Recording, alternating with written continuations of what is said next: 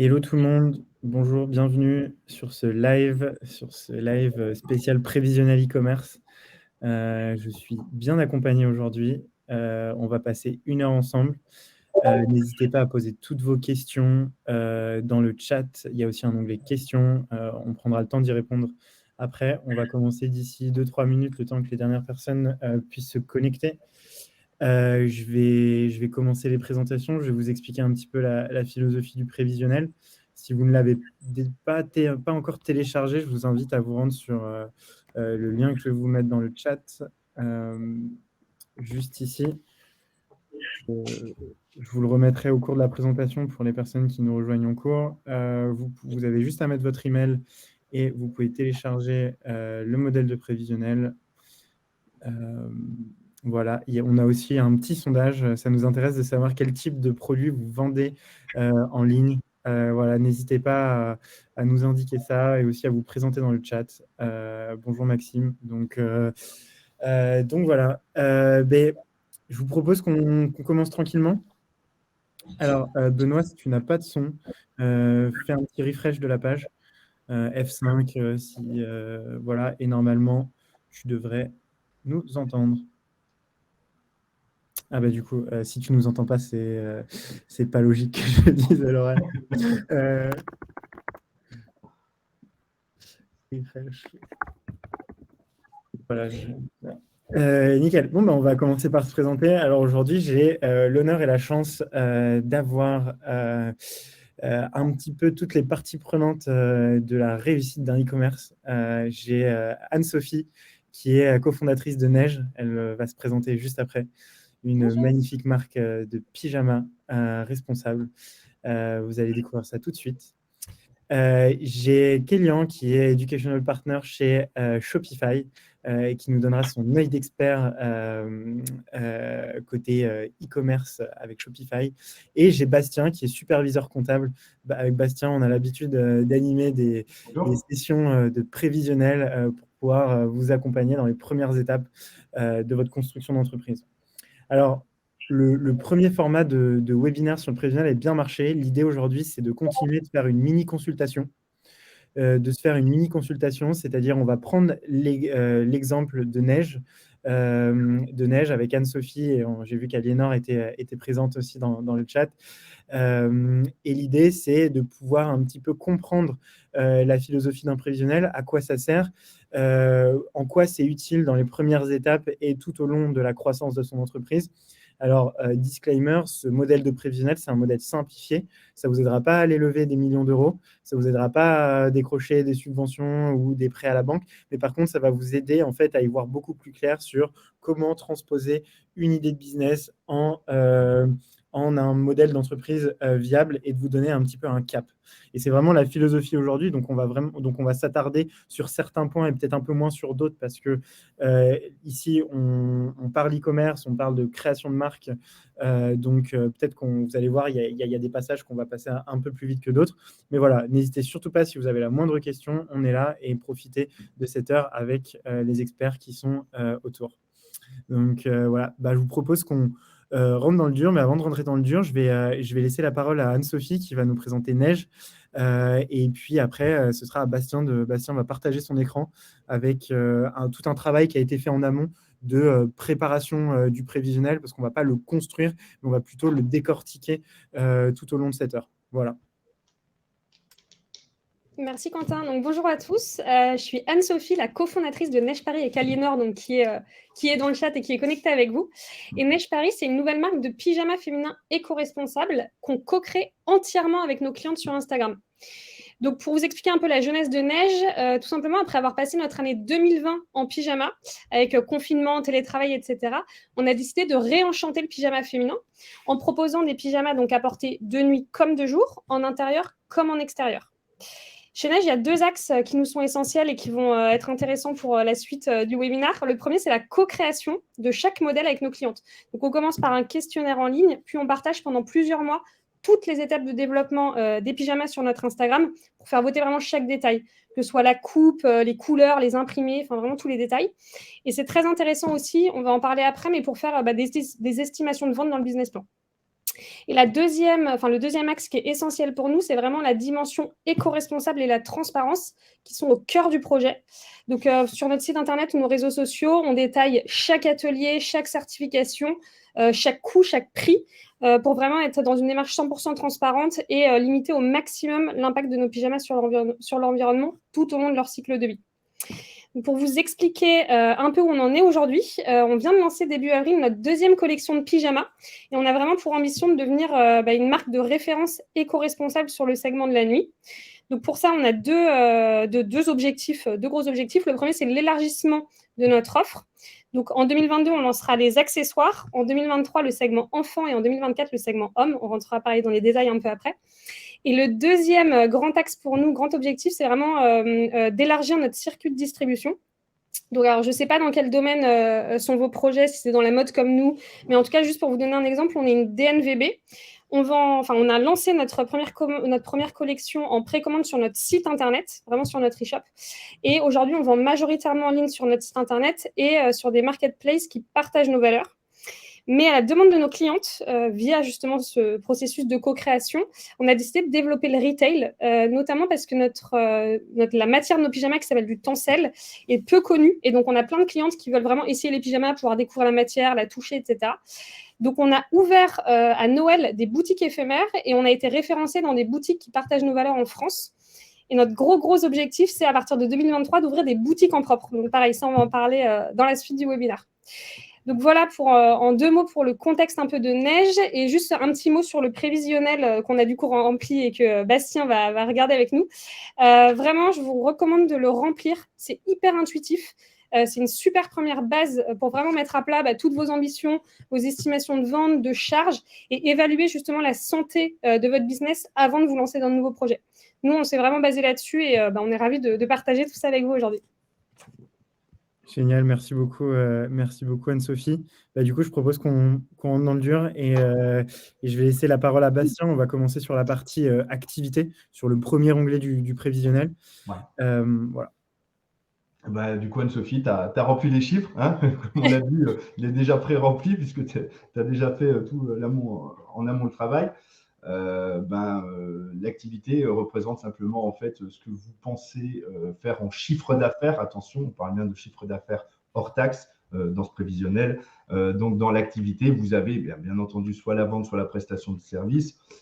En e-commerce, on peut très bien avoir les deux parce qu'on peut très bien avoir des prestations de services comme du développement informatique qui peut se vendre sur des plateformes e-commerce. Mais bon, dans notre cas, nous, c'est plus de la vente du coup de pyjamas, donc de la vente de produits. Et donc, on voit les données que tu as remplies avec une très belle évolution. Tu pourras nous en reparler sur quoi tu te bases. D'ailleurs, là, tu t'es basé sur on voit un pourcentage d'évolution presque 100% sur N+1, N+2. Du coup, moi, ma question là-dessus, c'est comment tu as fait pour te baser sur cette évolution? Ça peut être super intéressant de savoir ça. Ouais, exactement. Alors, juste au global, juste pour expliquer un peu les gros axes qui font qu'on a cette évolution de chiffre d'affaires d'une année sur l'autre.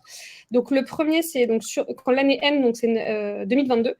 On vise donc 275 000 € de chiffre d'affaires parce qu'on aura une collection printemps-été de pyjama, donc on vient de lancer en avril, et une collection automne-hiver, et on va lancer des accessoires. Donc ça, c'est notre année de base N 2022.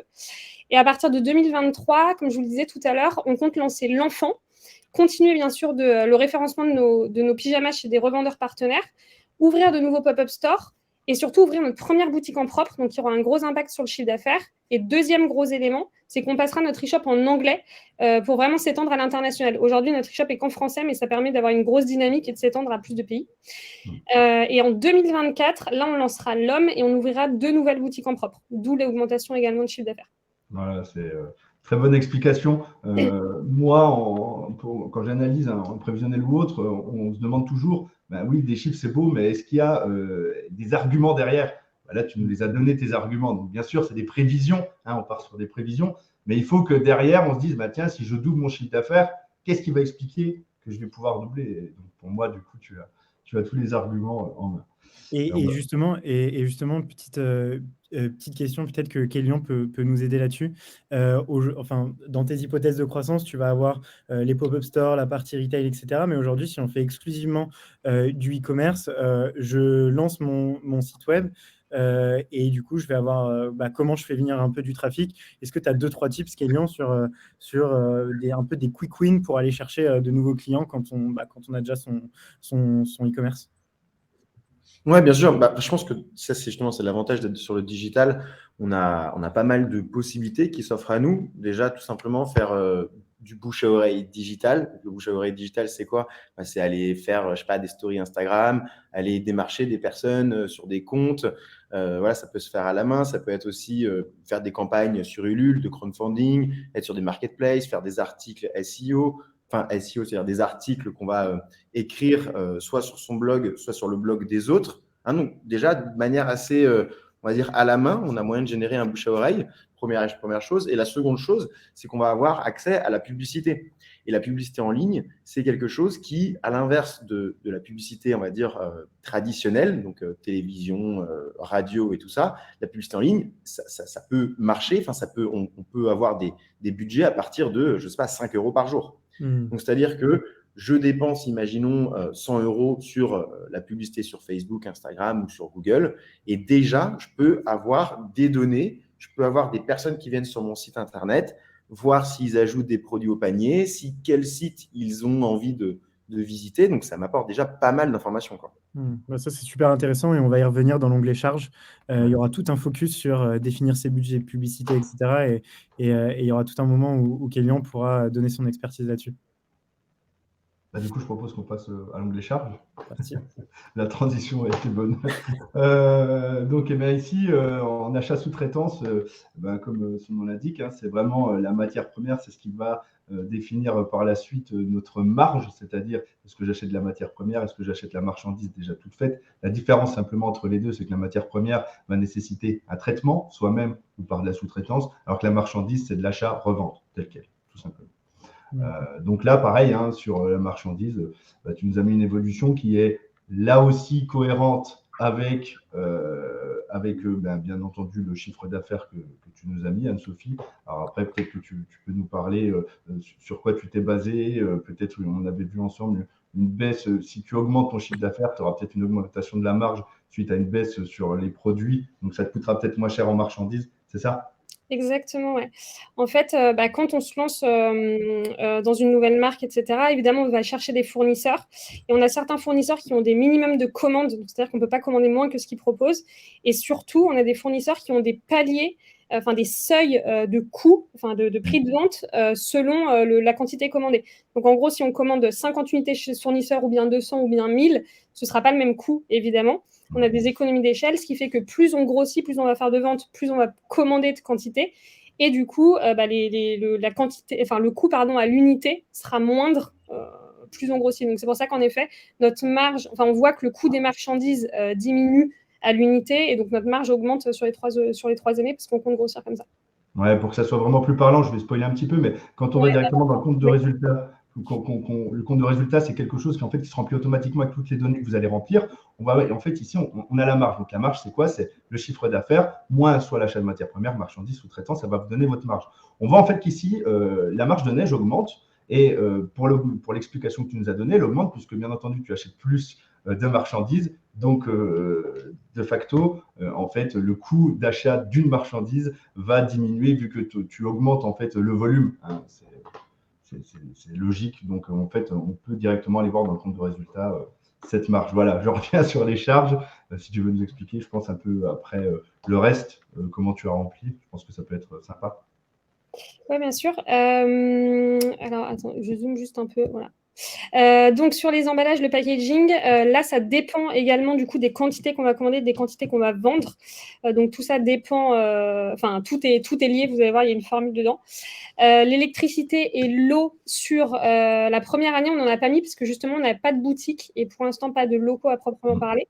Donc, on les a mis à partir de 2023.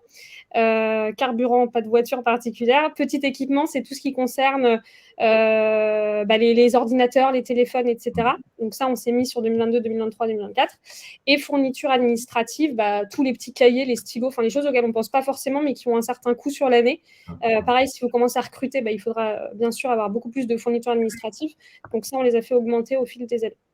Oui, c'est vrai qu'on voit que les fournitures consommables, c'est peut-être des petits montants au début, mais au final, ça va quand même représenter un gros montant. Et comme tu l'as dit, ce qui est bien avec ce prévisionnel, c'est ce que disait Quentin, c'est que ça ne va pas vous faire un prévisionnel, vous ne pouvez pas aller avec une banque demancer, mais ça va vous poser votre idée. Et là, tu vas penser à mettre de l'eau, de l'électricité. Pourquoi? Parce qu'on voit qu'après, tu vas avoir de la location immobilière parce que tu vas justement avoir des magasins peut-être en dur, ça on le verra. Donc, ouais, il faut rester dans une cohérence et on voit bien là qu'on a justement cette cohérence. Et justement, quand vous remplissez votre premier prévisionnel et que vous ne savez pas forcément combien vont vous coûter des frais d'expédition, c'est vrai que c'est assez compliqué. Chez Shine, on a lancé un petit simulateur de coûts d'expédition à destination des e-commerçants. Alors, on a scrappé des données de tout un tas de transporteurs. Et en fait, en fonction de là où vous expédiez, on peut vous donner à peu près une estimation. Ce ne sera pas le prix officiel, mais ce sera une estimation. Je vous le mets en fait ici, c'est sur un site qui s'appelle Contrat.tech. C'est une contratech de documents juridiques et de documents financiers qui vous sont utiles pour le lancement de votre entreprise et le développement. Et du coup, dans la bibliothèque de Contratech, vous allez retrouver le simulateur de coûts d'expédition. Donc, n'hésitez pas à le télécharger ici. Je vous l'ai mis ici. Voilà, Contrat.tech et vous pouvez y avoir accès. Super. On passe au service extérieur, peut-être? Yes. Pour tout ce qui est. Bon, là, service extérieur, ça va comporter, comme son nom l'indique, tout ce qui va être en fait, on peut appeler ça des charges fixes, même s'il y en a plus ou moins qui vont varier suivant la quantité. Notamment, on pourra en revenir sur les commissions, peut-être avec du coup Shopify. Je pense que du coup, ça pourra en faire partie et bien penser à tout mettre. Donc, du coup, location immobilière. Là, c'est ce que tu nous as dit, Anne-Sophie. Tu avais prévu, du coup, d'acquérir peut-être aussi des boutiques physiques, c'est ça? Exactement, on a mis boutique physique à partir de 2023 et 2024, donc boutique en propre, mais également des pop-up stores, donc ce sont des boutiques éphémères pour lesquelles on va payer notamment le loyer. Donc ça, on les a arrangés ici. On a mis également les coûts de stockage des entrepôts à partir du moment où on prendra justement un prestataire. Ok, super. Bon, après, on peut descendre, hein, l'assurance. Moi, je pense même que l'assurance, on aurait pu l'augmenter. Pourquoi? Parce que tu vas peut-être avoir du stock à assurer. Alors, je ne sais pas si tu es en flux tendu ou pas. C'est un flux tendu ou tu vas avoir du stockage? On aura du stockage. Parce que le stockage, justement, l'assureur, plus vous allez stocker et plus vous allez augmenter votre chiffre d'affaires, plus normalement l'assurance du stock pourra lui aussi grossir. Les honoraires, on peut parler des honoraires comptables. Chez nous, là, tu as mis une belle augmentation. Sachez que chez Dougs, on est sur un tarif de 69 € hors taxe par mois. Ça ne bouge pas. C'est le forfait comptabilité avec, bien entendu, un service illimité de conseil. Donc, on pourra revoir après pour peut-être le baisser. Et ensuite, c'est ce que nous disait Kylian, là, la publicité. Alors, comment là, tu as pu te baser? Parce qu'on voit qu'en e-commerce, la publicité, c'est là que c'est un très gros poste. Moi, c'est ce que je vois quand je fais des prévisionnels. La publicité, ça fait vraiment partie des postes très, très importants. Sur quoi tu as pu te baser? Ça, c'est super intéressant, je trouve, pour un e-commerce sur la pub. Exactement, ouais. Nous, en effet, sur notre e-commerce et sur notre domaine, le côté publicité est vraiment hyper important. Et on s'était renseigné, on sait que nos concurrents dépensent entre 15 à 20% de leur chiffre d'affaires dans leur budget marketing. Donc, nous, on s'est aussi basé là-dessus pour faire nos estimations sur les 3 prochaines années. Et dans publicité, on a mis que ce soit les pubs Google Ads, Facebook Ads, Pinterest Ads, de l'influence aussi, et également du média et de la presse. Donc, en fait, on a tout splitté là-dedans pour remplir cet onglet publicité. Mais vraiment, chez nous, du coup, on vise à terme un 15% de chiffre d'affaires du budget, alloué au budget marketing. Alloué au budget marketing, ouais, ce qui est énorme, hein, on voit en e-commerce, c'est quelque chose qui est énorme dessus. Ok, super. Toujours dans cette cohérence, hein, moi je trouve que très cohérent. Frais de transport, bon, c'est ce que nous disait, je pense que ça va revenir avec Quentin, ce que tu nous disais, hein, ça va avec les frais d'emballage, j'imagine, pour Ouais. les Contratech. Exactement, les frais de transport, du coup, il y a tous les côtés frais d'envoi, frais de retour, etc. Nous, on a choisi de faire payer les frais de livraison à nos clients, à nos clientes. Pourquoi? Parce qu'en fait, on voulait leur proposer plusieurs options de livraison possibles. Aujourd'hui, on propose plusieurs options. Colissimo, Mondial, du coup, à des tarifs différents. Colissimo à 6 euros, Mondial Relais à 4 euros en France, 3 euros en France, pardon. La livraison à vélo à Paris à 4 euros, où nous, on livre nous-mêmes nos clientes, c'est hyper important pour nous. Et le click and collect qui est gratuit. Après, ce que je vous recommande de faire, c'est vraiment d'aller voir vos concurrents, voir justement s'ils offrent les frais de livraison, s'ils les offrent à partir d'un certain seuil de commande. Nous, par exemple, à partir de 150 euros, les frais de livraison sont gratuits. Voilà, renseignez-vous sur ce que font vos concurrents parce que ça peut être quelque chose qui peut avoir un impact sur l'achat au moment du paiement, etc., et au moment du choix de l'achat. Donc, renseignez-vous sur ça. Mais nous, c'était un choix de pouvoir proposer à nos clients différentes options. Et on a fait aussi le choix, pour rester en accord avec nos valeurs, de ne pas proposer de livraison express. Et un dernier, alors c'est une option qui va avec le Colissimo, mais qui est très appréciée de nos clientes. On a un partenariat avec une marque qui s'appelle Ipli, qui propose des colis réutilisables jusqu'à 100 fois. Ce qui fait qu'en fait, on va envoyer à une cliente son pyjama dans un colis Ipli.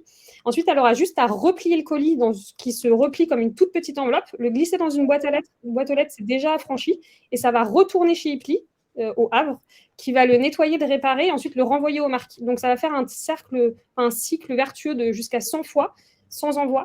Et du coup, ça évite des déchets carton, et l'impact est vraiment moindre sur l'environnement. Donc, nous, c'est hyper apprécié par nos clients. Donc, je vous recommande de chercher des options, justement, de livraison qui pourraient répondre aux demandes et aux envies de vos clients. Ok, mais je vois que sur ce que tu nous dis, tu t'es bien informé sur tous les tarifs, les frais de livraison. Et c'est là encore une fois qu'on voit que se poser ces idées, justement par exemple avec ce prévisionnel, va nous faire penser à des choses. Parce que bien entendu, on dit, ouais, frais de transport, on a la poste, mais combien ça coûte? Est-ce qu'on offre à partir d'un certain seuil les frais d'envoi? Est-ce qu'on fait de l'éco-responsable? Est-ce qu'on, comme toi, tu veux respecter bien entendu tes valeurs? Je trouve que c'est quelque chose de super ça. Et juste ça, cette case frais de transport, au final, peut poser beaucoup de problèmes et beaucoup de questions à quelque chose qu'on ne peut pas penser tout de suite quand c'est encore tout brouillon pour un entrepreneur, j'entends. Prestataire de service, ensuite, là-dedans, tu avais mis… Oui, alors on a mis notamment nos shootings qui sont un coût important. Alors nous, on les met normalement dans le budget marketing, mais là, c'est séparé de publicité. C'est vraiment le côté photographe, vidéaste. Nous, c'est très important pour Neige. Dès le départ, on voulait avoir une vraie image de marque qui nous ressemble, qui fasse vraiment qualitative, et on comptait vraiment là-dessus.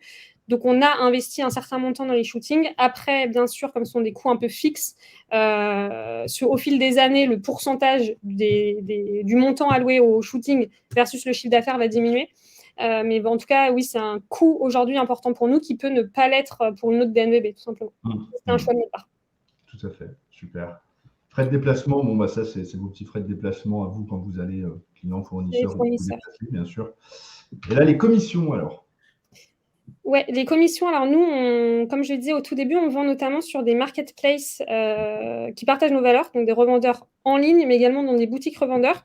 Du coup, on inclut les commissions là-dedans pour justement qui ont forcément un impact sur notre résultat puisque ce sont des commissions qu'on paye à ces revendeurs.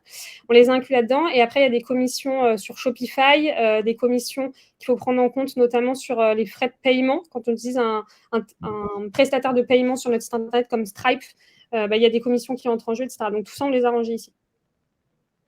Ok, d'accord. Peut-être que Kélian pourra en dire plus sur Shopify. Kélian, sur les commissions, si tu peux. Oui, pardon. Je pensais qu'il fallait que je parle plus tard. Je me suis dit, OK.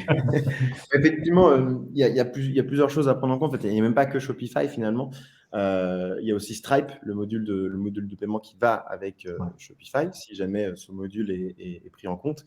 Et puis, il y a aussi les applications, parce que certaines applications fonctionnent avec un système de commission, ce qui est plutôt le bienvenu, parce que ça nous permet d'accéder à des applications qui sont très, très, très professionnelles, qui sont utilisées par les plus grandes entreprises. Et en fait, ces applications-là, en temps normal, elles coûteraient peut-être, je ne sais pas, 600 € par mois. Et donc là, elles sont disponibles pour les plus petits, mais avec un système de pourcentage. Donc, quand on ne fait pas beaucoup de chiffre d'affaires, on se dit c'est génial, ça nous permet d'avoir plein de clients. Et puis, plus on a de chiffre d'affaires qui arrive, plus cette application elle nous permet de générer du chiffre d'affaires. Et puis, plus cette commission devient importante. Donc, disons que Shopify, on est sur du 1,5%. Stripe, on est, c'est du fixe et un pourcentage, on est aux alentours de 1%. Et plus les applications, machin, je pense qu'on peut compter 3-4%, grand maximum. Une moyenne, je dirais, de 3% pour toutes les commissions de logiciels en ligne, quoi. Ah, super, ça peut donner une ordre d'idée aux personnes qui veulent faire leur prévisionnel et peut-être passer par du coup Shopify, de mettre 3% directement en commission, et on aurait Shopify et Stripe, que tu nous disais, c'est ça? C'est ça, ouais. Shopify, Stripe, plus après des applications, on se laisse une bonne marge d'applications à tester, quoi.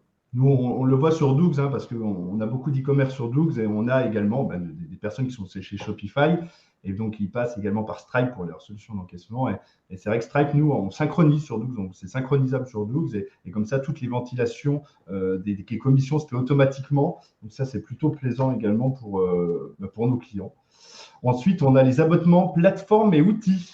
Alors là, ça complète un peu ce que vient de dire Kélian sur les applis qui ont des commissions. Il y a aussi des applis qui ont tout simplement des abonnements, justement. On va payer un montant fixe par mois pour mettre une application sur son Shopify, par exemple. Et nous, on en utilise pas mal et on recommande de le faire parce que ça permet de rendre le site aussi plus qualitatif. Il y a plein de trucs très intéressants. Il y a même, il y a plein d'abonnements très sympas qui peuvent peut-être convertir plus facilement quelqu'un qui est sur le site à l'achat. Donc, en tout cas, on vous recommande. Il y a une bibliothèque Shopify énorme d'applications. Que ce soit pour Shopify, mais il y a aussi plein d'applis qui sont Klaviyo pour le CRM, on pense à plein de choses. Donc, regardez bien tout ce que vous pouvez trouver et parfois, on peut se dire que l'abonnement peut paraître un peu cher mensuellement, mais au final, si ça permet de convertir plus facilement et de transformer, ça vaut vraiment le coup. Top. Sur les 2 dernières lignes, c'est assez, c'est assez parlant. Sauf en frais bancaires, vous payez beaucoup moins cher chez Shine. Mais d'ailleurs, vous êtes chez Shine, les filles. Je vois pas pourquoi vous payez autant. Enfin, vous avez mis autant parce que c'est pas possible. Mais sinon aussi, après, s'il y a des dépenses s'il y a des charges que vous ne voyez pas, vous pouvez en rajouter autant et ça va se calculer automatiquement. Et un petit tip, c'est après, je vais laisser la parole à Kélian. On va faire un vrai focus Shopify parce que je pense que ça peut vraiment vous intéresser. Moi, un truc que je vous conseille, c'est que quand vous faites faire des devis pour remplir un prévisionnel financier et démarrer une activité, je vous conseille de faire un petit lien vers le devis que vous hébergez sur votre Google Drive. Et comme ça, en fait, quand vous allez ouvrir un prévisionnel financier, vous allez avoir les liens Google Drive de tous vos devis, etc., et de vos factures. Et en fait, ça va vous permettre de pouvoir vous y retrouver et de vous dire, mais tiens, mais pourquoi j'ai mis 6 000 € en abonnement plateforme et outils? Vous allez pouvoir avoir tout un dossier où vous allez tout répertorier. Ça permet d'être assez rigoureux. Sur vos dépenses et vos estimations. Donc voilà. On a juste une petite question. On peut avoir la liste des abonnements. Anne-Sophie, peut-être Ah oui, alors on en a plein. On a Klaviyo. Alors attendez, il faudrait que je les cherche. Aliénor, est-ce que tu peux les mettre dans le chat? Non, mais ce sera plus simple que vu. Je n'aurai pas la liste exhaustive. Ah, aucun souci. Merci. C'est une grande faveur, c'est une grande faveur qu'elle fait parce que généralement les applications des e-commerçants, c'est quelque chose de secret. Ouais, mais là on est sur une marque transparente. Transparence, exactement. Yes. Je rebondis juste sur ce que tu viens de dire, Quentin, sur les frais bancaires. Tout à fait pour Shine, vrai point. En revanche, si vous faites des emprunts bancaires pour vous financer, etc., ça rentrera là-dedans. Voilà. Yes. Je me permets juste, j'ai vu qu'il y avait une question aussi, pas dans le chat, mais dans l'onglet questions de Benjamin qui nous dit: Dougs pourra-t-il un jour, grâce à Shopify, accepter les sociétés avec l'encaissement en espèces, car la caisse enregistre Shopify et son suivi des espèces pour être connecté à Dougs. Alors, chez Dougs, en effet, nous, on ne prend pas de caisse en espèces puisqu'on marche tout avec des API qui reprennent sur, par exemple, Shine, qui reprennent sur Stripe, comme on a dit. Donc, si vous êtes sur ces banques-là et sur plein d'autres, chez Dougs, vous synchronisez et vous allez récupérer toutes les opérations. Pour l'instant, la caisse enregistreuse n'est pas encore quelque chose qui est dans les tuyaux, mais ça va, je pense, en devenir. Donc, restez bien au courant, Benjamin, et on reviendra vers vous. Vous revenez vers nous, mais dans tous les cas, pas pour l'instant, l'encaissement en espèces, on ne gère pas. Peut-être plus tard avec justement les caisses enregistreuses qui deviennent, elles, bien entendu, informatisées. On pourra peut-être y venir, mais ce n'est pas encore à l'ordre du jour. Petit exclu. Isabelle, est-ce que Shine, c'est mieux que Conto? Je laisse Juliette répondre dans le chat là-dessus. Je vais donner la parole à Kélian. Parce qu'un truc qui pourrait être cool, c'est que vu que là, on est dans la mini-consultation, c'est de faire un mini-audit, de commencer par un mini-audit de Neige Paris par Kélian. Et puis après, Kélian, on te laisse nous donner un petit peu la secret sauce du e-commerce qui fonctionne, tes tips et tout. Vraiment, je pense que ça peut à tous vous servir énormément. Ok, hop, je vous partage mon écran. Dites-moi quand c'est OK de votre côté. C'est tout bon. C'est OK pour vous? Super. La première étape, effectivement, en fait, qu'on va se rendre sur un e-commerce, ça va être de regarder le temps de chargement. Donc là, je réactualise. Et donc, on voit qu'effectivement, il y a un petit temps de chargement. Donc, c'est ici, donc c'est l'image qui est un petit peu floue. En fait, je peux réactualiser pour que vous puissiez le voir. Ça, on va pouvoir l'analyser en allant sur des outils sur Internet. On tape tout simplement Test My Site où on peut tester son site Internet, en gros, et on va pouvoir tester ici la rapidité de son site Internet. Donc ça, c'est des choses qui sont assez faciles à faire. Et finalement, ici, quand on teste le site de Neige, bien, on se rend compte que la vitesse de chargement, enfin sa note globale, est assez bonne. Donc finalement, on peut tout simplement se dire que malgré en fait ce qu'on pourrait imaginer d'abord comme étant un ralentissement du site Internet, c'est peut-être en fait tout simplement la technologie derrière qui arrive à faire en sorte que voilà que ça met pas trop de temps à charger, ou c'est juste peut-être un effet d'optique, ou disons en gros, étant donné que l'image elle est d'une bonne qualité, c'est Shopify qui va mettre en place une technologie qui va faire que l'image est chargée quelques secondes après pour que l'ensemble de la page puisse se charger instantanément, enfin le reste de la page, puisse se charger instantanément. Bon, disons que tous ces termes techniques-là, vous allez pouvoir, ils vont être expliqués dans ce genre de site internet. Hop, on l'a juste ici, voilà. Et donc, vous allez pouvoir ensuite faire un copier-coller tout simplement de toutes ces choses-là pour regarder comment améliorer cette vitesse de chargement. Donc ça, c'est la première chose. La seconde chose, et elle est forcément liée en fait à la première, pourquoi je vous parle de vitesse de chargement, c'est parce qu'en fait aujourd'hui, et je n'ai pas accès aux statistiques de Neige, mais je suis sûr et certain que la majeure partie des connexions se font à partir d'un mobile. Donc là, on regarde, donc là, on est tout simplement sur la version iPhone 12 Pro, ici, donc je réactualise juste pour être sûr que ça marche bien. Donc on a toujours ce petit temps de chargement, mais qui, encore une fois, semble ne pas poser de soucis, donc tant mieux. Et donc, on va pouvoir analyser le site Internet sur la version mobile, puisque comme je le disais, c'est sans doute plus de 70% des connexions qui sont à partir d'un mobile. Et donc là, en se baladant, on se rend compte déjà que tout est bien optimisé, qu'il n'y a pas de gros d'images décalées ou alors de textes trop petits. On va se rendre compte que le chemin, il est assez intuitif. Donc sur la page d'accueil, on a tout de suite un gros bouton d'appel à l'action qui nous emmène sur la collection. On a des prix barrés, mais qui ne sont pas tous barrés. C'est souvent une erreur que font des e-commerçants. Soit ils ne barrent aucun produit, c'est-à-dire ils ne font des soldes sur aucun produit, soit ils font des soldes sur la totalité des produits. Il faut constamment essayer de créer cette fameuse fear of missing, donc cette fameuse hype. Et donc une hype, ça se fait uniquement sur certains produits. Si tout votre site internet est en promotion, ça fait tout simplement ces discounts, et c'est pas ça qu'on veut. Alors qu'est-ce qu'on a ensuite? Donc on voit bien que effectivement, encore une fois ici, tout est plutôt sympa. On a même des rappels de soit des catégories, soit des arguments de vente qui sont ici. Et si jamais on vient cliquer sur un produit, comme par exemple celui-là, eh bien, on tombe ici sur la page produit qui est sans doute la page la plus importante. Pourquoi? Parce qu'en fait, ça va être la page sur laquelle les gens vont prendre leurs décisions, d'une part, et également la page sur laquelle les gens vont être redirigés via les publicités sur Internet, que ce soit du Google Ads, du Facebook Ads, du Pinterest. Très souvent, soit les personnes sont redirigées vers les pages collections, donc les pages catégories qui présentent plusieurs produits, soit directement sur les pages produits. Donc, c'est cette page-là vraiment qui est à travailler. Et donc là, on voit que déjà que esthétiquement, elle est super agréable. On a une charte visuelle qui est travaillée. On est toujours sur les tons bleus, le même bleu partout et une sorte de blanc cassé derrière.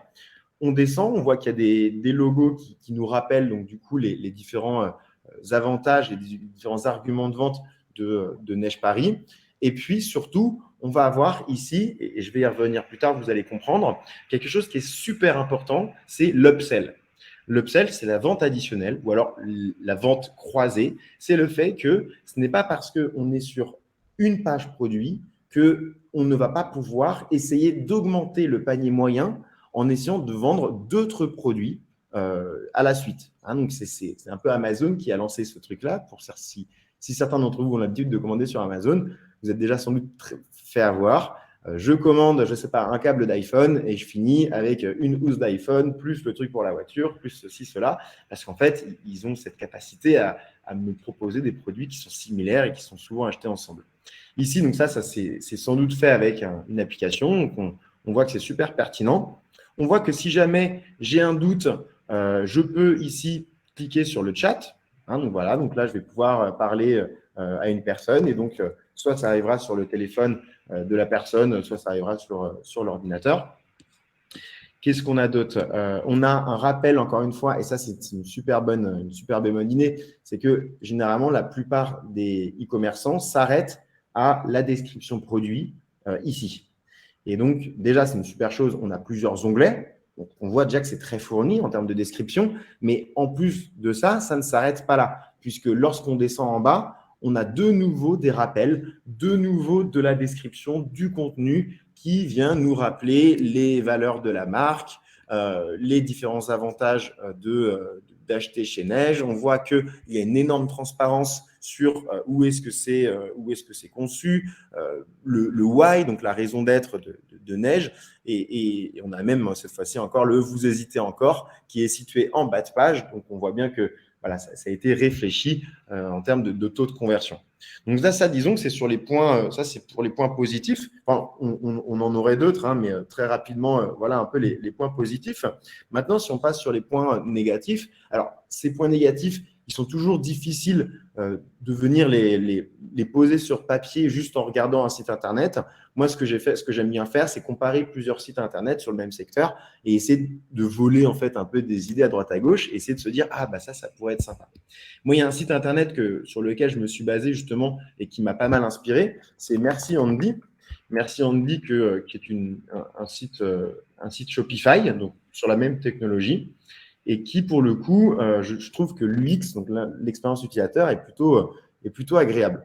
Et donc, quand on vient comparer les deux, je vais attendre qu'il se charge, je vais retourner en attendant ici, tout simplement, je vais vous l'expliquer, ça serait le manque potentiel d'une FAQ. Alors, peut-être que la FAQ, donc la foire aux questions, est présente sur un autre espace du site Internet, mais il n'est pas présent, en fait, sur cette longue page-là qui est essentielle pour convaincre le visiteur, alors qu'on voit que chez Merci Andy, hop, si on descend, donc on voit bien pareil, ils ont la même formule magique, beaucoup de contenu. On voit que non, ils n'ont pas les fameux petits onglets. Bon, ils ont les fameux logos.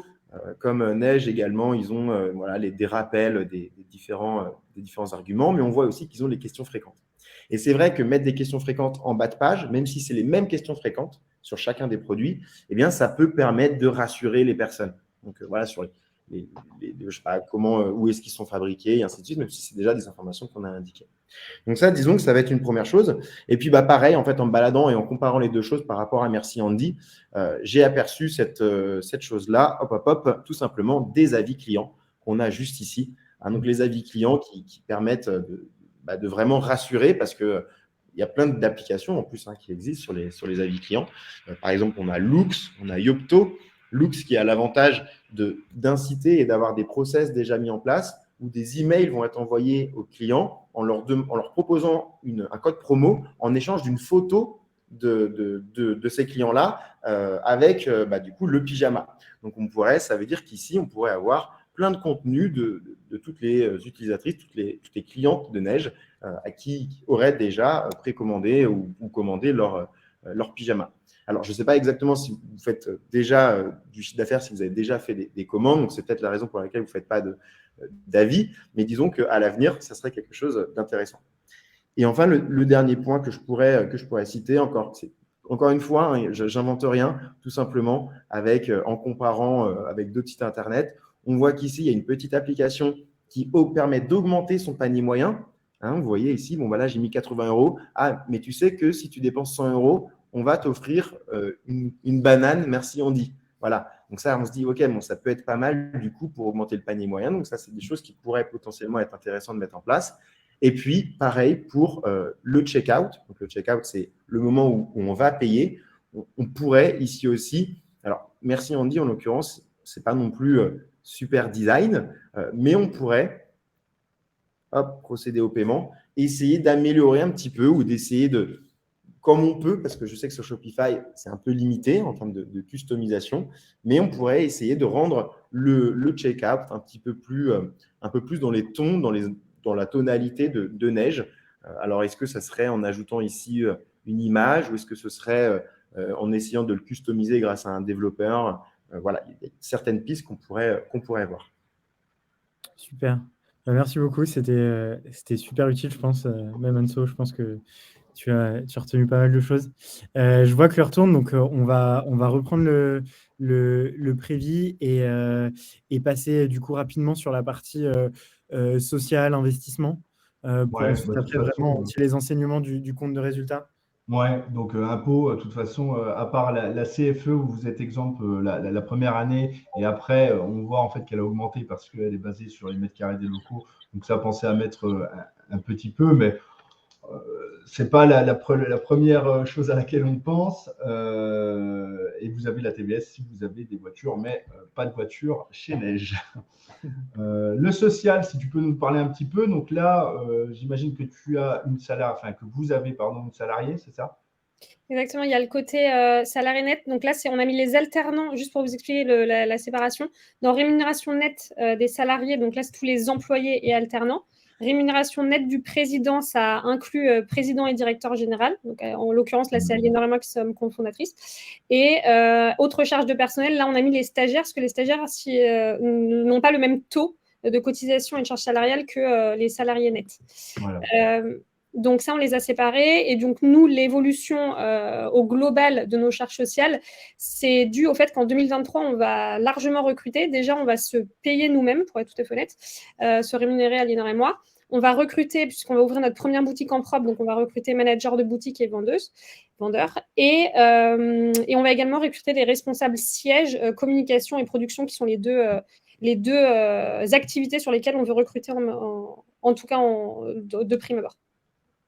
Et après, un petit peu, on va recruter encore plus. Mais globalement, c'est ça. Tu vois, ici, on peut modifier un peu le taux parce que tu m'as dit que tu allais avoir des alternants. Sachez qu'en alternance, très peu de charges sociales, voire aucune charge sociale. On a mis 65% pour un salarié, on va dire, lambda.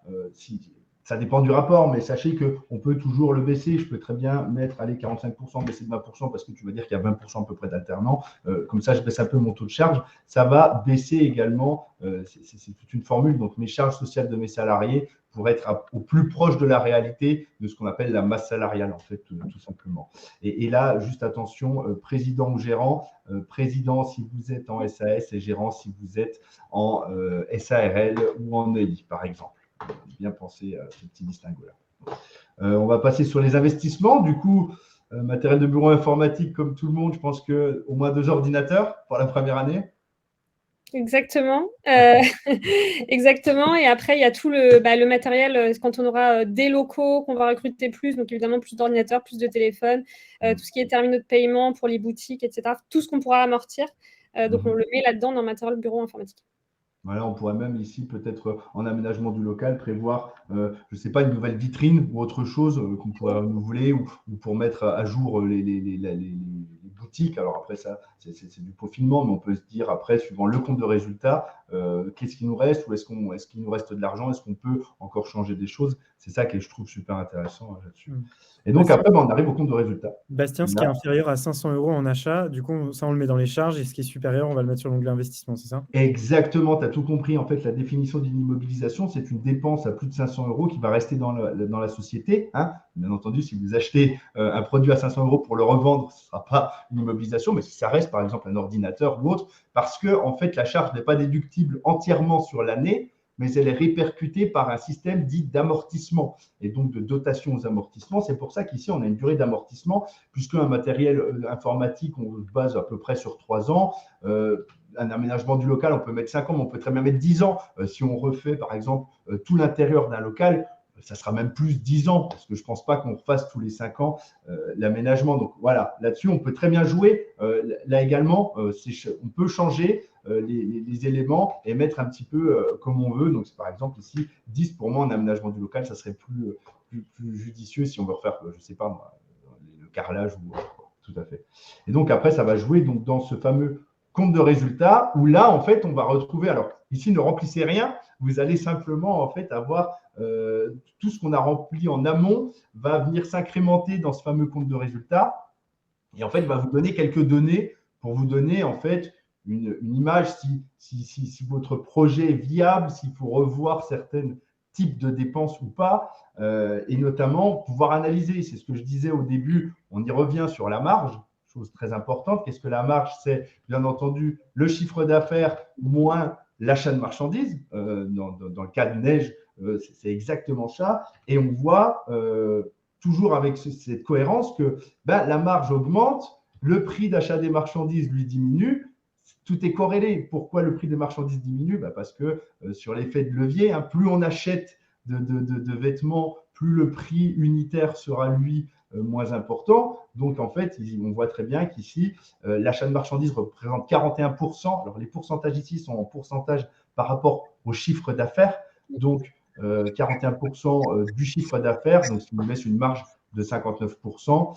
Idem, pour l'année 2023, du coup, on sera sur 61% de marge et sur l'année 2024, 63% de marge. Donc, c'est des choses qui sont très réalistes et plutôt bien. En plus, j'imagine que Anne-Sophie, tu as déjà bien tout calé avec ton fournisseur, donc c'est au plus proche de la réalité. Et en fait, on voit par la suite les charges externes, c'est ce qu'on a pu voir ici, entre les services extérieurs, les fournitures et consommables. Il vient notre Excel revient prendre en fait tous les éléments qu'on avait déjà renseignés pour au final nous donner, donc là, je reviens pour état, charge sociale, donc là, normalement, charge sociale, 114 000, si je vais dans le social, voilà, on le retrouve ici, c'est bien mon total de la masse salariale du coup de 2023. On retrouve nos totaux, on voit ici que ça représente 21%. Pourquoi ça représente plus? Parce que comparé à 13%, et là aussi, Anne-Sophie, tu avais l'explication, je vais embaucher parce que je vais avoir une boutique, je vais commencer à me rémunérer. Ici, on passe à 23% parce que je vais mieux me rémunérer. Tout ça, ça reste encore dans une logique. Les dotations aux amortissements, c'est ce que je vous ai expliqué, c'est la répartition de la charge, alors que le décaissement de trésorerie, lui, intervient au moment de l'achat, si vous ne faites pas de crédit. Et par contre, la charge viendra, elle, s'apurer sur plusieurs années. Et on a donc, du coup, ce qui nous intéresse le plus, le résultat avant impôt, c'est qu'est-ce qui va me rester au final. Voilà. Donc là, Anne-Sophie, suivant les provisions que tu as mis, on voit qu'on serait sur un résultat avant impôt la première année, du coup, aux alentours de 28 000 €, auquel vient s'ajouter l'impôt sur les sociétés pour, au final, avoir un résultat net. Le résultat net, c'est réellement ce qui va rester dans la société. Et on peut très bien, après, donc là, on parle de trésorerie, le prendre en dividende ou le laisser pour autofinancer autre chose. Tout ça, on peut voir ce qu'on en fait. Mais ce qui est bien, c'est que là, on voit déjà, on ne va pas dans le mur. On voit que le résultat, il augmente, qu'il est toujours en augmentation. Et après, c'est là que ça peut être aussi intéressant, c'est qu'on se dit, voilà, là, il me reste tant. est-ce que du coup, ben ouais, là, je vois qu'il me reste à peu près, on peut même parler avant impôt, de résultat avant impôt, puisque en fait, l'impôt va être calculé sur le résultat avant impôt. Donc, partez même du résultat avant impôt et on se dit, bah, tiens, je vais faire ma première boutique, ben, il me reste 37 000. Ben, moi, j'aurais bien aimé refaire les peintures, le carrelage. Et là, ça va peut-être me coûter 10 000. Donc là, on peut très bien se dire, et c'est aussi à ça que ça sert, c'est en investissement, ben, l'aménagement du local, ben, ici, je vais lui mettre 10 000 euros en achat. Voilà, je lui mets 10 000 euros. Et en plus, on ne viendra pas descendre de 10 000 euros. Pourquoi ça descend si peu? Parce que, comme j'ai expliqué, mes amortissements, ces 10 000 euros vont venir en fait s'apurer sur 10 années. Donc, on va simplement baisser notre résultat de 1 000 euros par an.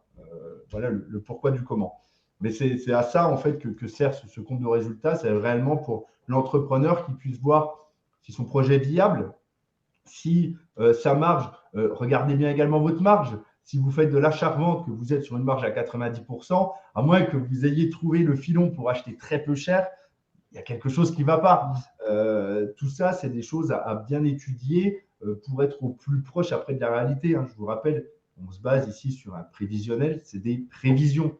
On ne sait pas si ça va marcher, mais c'est des choses qui nous permettent de nous poser les bonnes questions. Et moi, par exemple, la chose qui m'a, la question que tu disais, Anne-Sophie, sur les frais de livraison, tout de suite, tu m'as sorti des tarifs sur tel frais de livraison, alors que c'est qu'un poste, c'est peut-être rien, mais au final, on voit que ça pose plein de questions. Et donc, ça sert pour moi à ça. Et comme l'a dit Quentin, là, on est sur un prévisionnel. Alors, on a un compte de résultats, donc ça va nous aider à nous pencher dessus. Bon, après, si vous voulez aller plus loin, bien entendu, nous, chez nous, on propose des prévisionnels et moi, j'en fais énormément pour nos clients, pour effectuer des emprunts parce que aussi, on a besoin de financement au début pour partir ou des choses comme ça. Voilà. Bah super, bah c'est super clair. Si vous avez des questions, n'hésitez pas, il nous reste 9 minutes. N'hésitez surtout pas. Peut-être on peut reprendre quelques minutes avec Kélian pour aborder un peu la partie budget publicitaire. Avec si tu as quelques tips à partager quand on débute, comment définir ses premiers budgets. Et puis aussi, Anne-Sophie, n'hésite pas à témoigner aussi sur vous, comment vous avez tâtonné au début. Ouais, c'est clair, c'est un sujet qui est super important. Anne-Sophie, je crois que c'est 25% en gros que vous comptez dépenser dans le budget marketing de votre chiffre d'affaires. Dans les 20%. Ça veut dire que 20%. Ok. Donc, si on part sur 25%, en gros, ça veut dire que c'est un quart. En fait, il faut faire un retour sur investissement de 4 en fait, pour que ça corresponde à ça. Donc, c'est ça, en fait, que ça veut dire, moi, dans mon métier.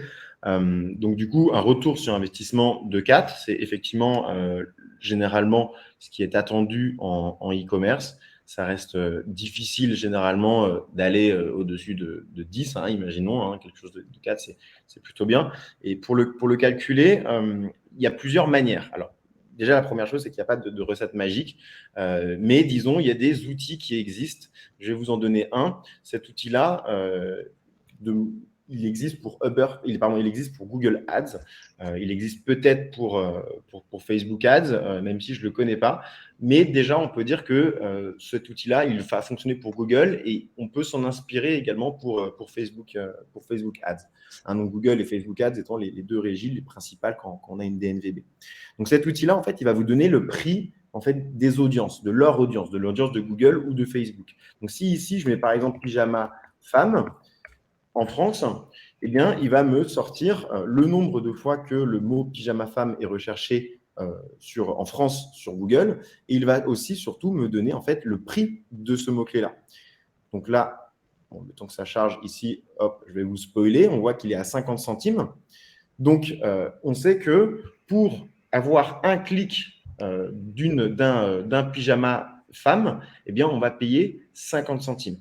Donc, une fois qu'on a ça en tête, on va pouvoir faire tous nos calculs. Ce calcul-là, on va avoir besoin de différents éléments. Le premier élément, en fait, c'est de savoir combien ça va nous coûter d'avoir 100 personnes sur notre site Internet pour faire des pourcentages. Donc, on fait 0,5, du coup, multiplié par… moi, j'avais pris 0,66. Donc, on fait 0,66%, 0,66 € par clic, multiplié par 100, on arrive à 66 € les 100 visites. Donc là, on a 100 personnes. On va pouvoir appliquer le taux de conversion. Le taux de conversion étant le nombre de personnes qui achètent sur mon site Internet par rapport au nombre de personnes qui viennent sur mon site Internet. En général, en e-commerce, on essaye minimum d'avoir un taux de conversion à 2%. C'est le strict minimum généralement qu'on essaie d'atteindre. Donc, on va partir de cette estimation un peu négative et donc on va appliquer ça.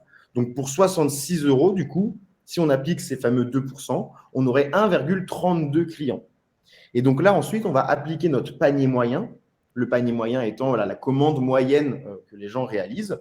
Donc, je suis parti du principe que le panier moyen était à peu près de 70 € sur Neige. Donc, ce qui veut dire que pour 66 € de dépenses dans les publicités, on aurait 92 € de chiffre d'affaires. Et là, vous allez dire, bah, mais du coup, on n'est pas du tout sur les x4 de retour sur investissement. Et bien, c'est justement, si vous avez écouté ce que je disais tout à l'heure, l'enjeu majeur, en fait, dans la publicité et d'une manière générale dans les entreprises, dans le e-commerce, ça va être la lifetime value. Donc, c'est le nombre de fois que les personnes vont revenir chez vous. Parce qu'une personne qu'on acquiert une fois pour 66 €, si on la fait revenir 2 fois, 3 fois, 4 fois, ou alors qu'elle fait appel à des amis, qu'elle parraine des amis et tout ça, à chaque fois, c'est 0 € qu'on va payer supplémentaire. Donc ça déjà, donc la fidélité, le parrainage, c'est quelque chose de super important. Et puis, on en a parlé également tout à l'heure, l'upsell, le cross-sell. Donc, c'est-à-dire que le panier moyen, si on arrive à le passer de 70 € à 120 €, bah, d'un seul coup, bah, ça multiplie notre rentabilité. Il y a ça et il y a également, bien entendu, le taux de conversion qu'il faut travailler sur la longueur. Donc, voilà un petit peu pour comment est-ce qu'on va estimer nos frais publicitaires. Et je voulais vraiment insister là-dessus qu'il ne faut pas avoir une vision très court terme de la publicité. La publicité n'est là que pour acquérir un client. Et ensuite, tout l'enjeu du e-commerce, c'est de garder ce client un maximum de temps. Et Anso, est-ce que tu as des tips? Enfin, parce que du coup, vous êtes sur de l'achat one-shot. Après, vous avez des nouvelles collections. Donc, c'est comme ça que vous… Exactement, je suis tout à fait d'accord avec Kélian, il faut pousser le côté réachat, fidélisation qui est hyper important. Et ça, on peut le faire justement grâce à tout des plannings de newsletters, de CRM, etc., de flow. On n'est pas obligé de faire que des ads. Il y a vraiment, si on paye des applications type CRM comme Klaviyo, on va pouvoir envoyer plusieurs mails à plusieurs dates fixes et qu'on a déterminées pour convertir à l'achat et potentiellement justement faire réacheter des personnes qui avaient déjà acheté une première fois. Donc, il y a ce côté ads qui est important en termes d'acquisition et d'aller trouver de nouvelles clientes, mais il faut vraiment pousser le côté parrainage aussi, comme le disait Kélian, où on va dire à nos clientes actuelles, allez parrainer vos amis, etc. Vous aurez un code promo, vous pourrez gagner un pyjama, enfin ce genre de choses. Trouver des petits tips qui vont les pousser à aller parler en tout cas de votre marque à un maximum de personnes. Et ensuite, quand vous avez capté ces personnes, réussir grâce à des flots d'emails, mais même en organique, etc., à capter ces personnes et à les garder en tant que cliente et à les convertir. Et vous allez vraiment très très loin là-dessus puisque vous faites voter votre communauté pour les prochains modèles. Exactement. Et ça, c'est quelque chose qu'on recommande vraiment. En fait, on n'en a pas parlé tout à l'heure, mais quand on a commencé le projet, on a ouvert notre compte Instagram donc en décembre 2020 et on a co-créé pendant 6 mois la toute première collection. Et ce qui fait que quand on a lancé la première collection sur notre compte Insta, on avait déjà une communauté de 4000 personnes. Ce qui fait que tu as aussi ce côté réassurance et tu te dis, en fait, c'était plus facile de convertir certaines personnes qui nous suivaient depuis le début. Parce qu'en fait, elles savaient co-créer le pyjama avec nous et se l'étaient vraiment approprié comme leur pyjama. Ce qui fait que ça nous a permis, en tout cas, d'avoir des estimations un peu plus précises aussi de combien on allait faire de ventes, combien de précommandes, etc. Mais donc, je vous recommande en effet le côté communauté. Et il n'y a pas que par des ads que ça marche, il y a vraiment le côté organique. Nous, au tout début, on a envoyé, en toute sincérité, des messages personnalisés à nos clients cibles. C'était hyper chronophage, mais hyper qualitatif. Et du coup, les personnes qu'on co-crée avec nous, c'est des personnes qui étaient vraiment intéressées et qui sont devenues ensuite des clientes. Super intéressant. Moi, j'adore cette phrase au début, c'est « do things that don't scale ». Exactement. Et après, on en rigole. 2-3 ans plus tard, on en rigole, mais au début, voilà, ça fait de bons souvenirs, et c'est comme ça que ça marche. Il vaut mieux chouchouter 100 premiers clients qu'avoir 10 000 emails qui dorment quelque part. Donc voilà. Franchement, j'ai trouvé ce live super, super intéressant. Je vais laisser le mot de la fin à Bastien, Kélian et Anne-Sophie. Voilà, déjà, moi, je veux souhaiter toute la réussite possible à Neige Paris, parce que des marques comme ça engagées, on a envie de les soutenir au quotidien. Donc voilà, on est très, très content de pouvoir vous accompagner. Et puis voilà, je vous laisse conclure. Merci beaucoup. Merci pour l'orgueil. Merci d'avoir pensé à nous parce qu'on était hyper contente de participer. Je parle en mon nom et celui d'Aliénor. Merci Bastien, Kélian pour tous vos conseils. C'est hyper précieux et je pense que alors nous, on a lancé notre deuxième collection de pyjamas, mais on est toujours au début, on est encore 2, etc. Donc c'est vraiment pour accélérer. C'est hyper intéressant pour nous d'avoir tous ces conseils. Donc franchement, un grand merci. Et ceux qui ont regardé le webinaire, si vous avez des questions, n'hésitez pas à nous contacter si on peut vous aider ou partager notre expérience avec grand plaisir. Top. Bastien, Kélian. Je vais pouvoir effectivement conseiller à toutes les personnes qui, bon, déjà, c'était un grand plaisir effectivement de participer. C'était super intéressant et de voir cette belle boutique que je connaissais pas et que je vais dorénavant suivre. Je vais plutôt parler aux personnes qui écoutent ce webinaire.